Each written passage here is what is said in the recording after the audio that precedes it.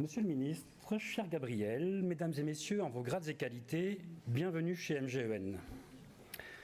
Le bien-être à l'école, c'est l'objet de cette conférence de comparaisons internationales organisée par nos amis du CNESCO, Centre national d'études des systèmes scolaires, en partenariat avec France Éducation Internationale, le réseau Canopé, le réseau des INSPE et MGEN. Nous sommes fiers de vous accueillir, Monsieur le ministre, dans les locaux de MGEN, partenaire depuis plus de 75 ans du ministère de l'Éducation nationale et plus largement de la communauté éducative. Alors je pourrais vous partager des définitions sur ce qu'est le bien-être, sur ses leviers, sur ses déterminants. C'est important, mais je ne le ferai pas. J'ai des éléments de langage, mais ce ne sont pas des éléments de langage que je souhaite partager avec vous, mais un sentiment tout personnel qui fait écho au meurtre de Samuel Paty il y a 3 ans et au meurtre de Dominique Bernard il y a 1 mois de cela. Alors l'heure est sombre, l'heure est à l'émotion, l'heure est au soutien plein et entier pour les communautés éducatives. Réaffirmer que l'école de la République est du côté de la lumière, de la transmission des valeurs de la République, du côté de l'émancipation par les savoirs. L'heure est à l'émotion, mais en fait je suis en colère. Je suis en colère de lire les centaines de posts et de tribunes sur le plus beau métier du monde auquel on ne pense collectivement que lorsque les gens meurent. Le reste du temps, on s'en fiche, on dénigre et on critique. Le plus beau métier du monde qui bénéficie de trop de vacances, qui revendique d'être mieux payé, qui déplore le manque de moyens, de reconnaissance. L'éducation n'étant souvent perçue par nos concitoyens que comme un coût économique, idée portée par les démagogues en quête de coûts politiques. C'est finalement le sort réservé à celles et ceux qui servent l'intérêt général, les agents des services publics. On veut plus de services publics et moins d'impôts, plus de sécurité et moins de policiers, plus d'éducation et moins de profs, plus de médecins et moins de prélèvements sociaux. On marche sur la tête. Les services publics sont les coutures d'un monde qui se déchire. Où sont les lieux où se crée du commun, de l'attachement, de l'appartenance?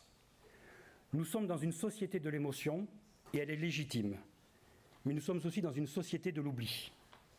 L'émotion devrait être au service d'un projet collectif au sein duquel les services publics, l'école, la laïcité sont autant de ciments de notre société. Une école de la République et une laïcité qui ne s'accommodent pas d'adjectifs, qui les pervertissent et les affaiblissent. Je crains qu'encore une fois, l'émotion passée, et elle est un peu passée, nous ne retournions tous à nos vies, intégrant que la barbarie, les attaques contre la laïcité, la peur permanente font désormais partie de notre existence, et ça, nous devons le refuser. L'école, c'est notre sanctuaire républicain, celui du savoir, celui de la transmission, celui de l'égalité des chances, celui de notre triptyque républicain. L'école doit être un sanctuaire pour toutes et tous, et ce sanctuaire est de plus en plus attaqué. Nous avons tous un rôle à jouer, et chacun doit jouer son rôle pour qu'aucun élève ne parte à l'école la boule au ventre, dégradant ainsi sa santé physique et mentale chaque jour. Pour qu'aucun élève ne soit mis au banc de la société dès les bancs de l'école, parce qu'il est en dehors des codes qui s'imposent dans les établissements scolaires et sur les réseaux sociaux. Nous avons tous un rôle à jouer pour offrir aux enseignants et à la communauté éducative la valorisation et la protection qui doivent accompagner le plus beau métier du monde.